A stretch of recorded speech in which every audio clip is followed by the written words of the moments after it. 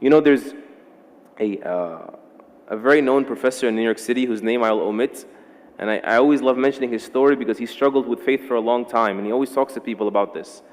And he was an atheist, and he came back to Islam, and he says, I read a line from Muhammad Iqbal, and it just shut me down. And all my research was finished, and I said, there's no running from this. Muhammad Iqbal, rahimahullah, he says, sure, you can deny God, but how do you deny Muhammad? Alayhi salatu wassalam.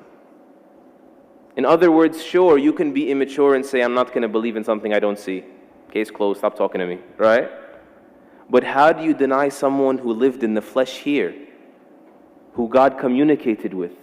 How do you deny the reality of Muhammad sallallahu alayhi wasallam? How do you explain that? We need to revisit that. How does a man get born in a vicious environment, alayhi salatu wasalam, and he becomes this beautiful, soft, delicate, bashful, merciful person who was content when people couldn't even be patient, and was merciful when people couldn't even be just. And he was gentle with kittens, and he praised people for taking care of animals. And then on the battlefield, he's on the front lines. And the tough guy is the one that can stand by his side. Or the brave person, more respectfully, because these are the Sahaba. Right? Al-Bara and Ali, they say the tough one is someone that could come near him. He's on the front lines, alayhi salatu wassalam.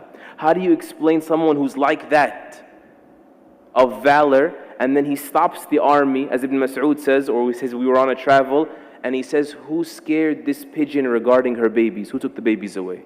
How do you explain that? How do you explain the only person in human history that has ever removed racism from society successfully? And I think you know it's alive and well in the United States. The only person in human history that has ever removed alcoholism effectively,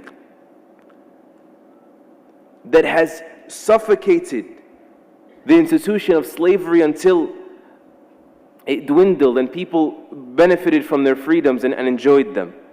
How do you explain that he, alayhi salatu wasalam, becomes the most influential figure in human history?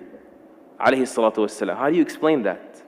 We need to come back and find shelter in these things. There's only one explanation. There's only one logical explanation.